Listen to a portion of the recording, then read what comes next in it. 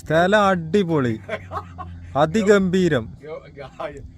പിന്നെ ഈ site top അല്ലേ, പിന്നെ വന്ന് കേറിയ കാട്ടുകൂടെ വന്നുള്ള വരവേ പക്ഷികളൊക്കെ പോയി. ഇതേപോലെ ഒരു ബൈക്കിന്റെ കാര്യം ഉണ്ട്, ലാവോസിലുണ്ട് അങ്ങനെ ഒരു ബൈക്ക് മലേന്റെ മുകളില്.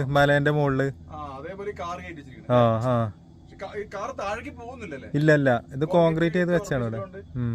ഏതായാലും ഇത് വന്നിട്ടില്ല, നല്ല നഷ്ടാണിത്. ഈ പാറ ശ്രദ്ധിച്ചോ, നോക്കിയൊരു പ്രത്യേകതരം പാറ. സിമെന്റില് മഴത്തുള്ളി ചാടിയിട്ട് അതിങ്ങനെ തുള്ളി ആയ പോലെ ഇങ്ങനെ. അതുകൊണ്ട് ഗ്രിപ്പ് ഉണ്ട്. സീസണിൽ നമ്മൾ ഈ കളി കളിക്കാൻ പറ്റും. നമ്മൾ രണ്ടാളുള്ള ഇവിടെ, പിന്നെ 2 ചങ്ങായിമാർ അവിടെ ഉണ്ട്. സീസണിൽ പെരും തിരക്കായിരിക്കും ഇവിടെ.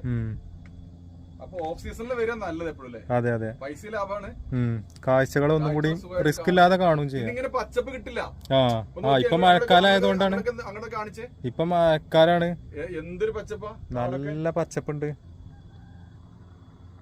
നല്ല പച്ചപ്പായി നിക്കണ്ട്. പിന്നെ താഴെ വീടുകളോ, പാരച്ചൂട്ട്, പാരാഗ്ലൈഡിങ് ഉണ്ട്. അതുണ്ട്.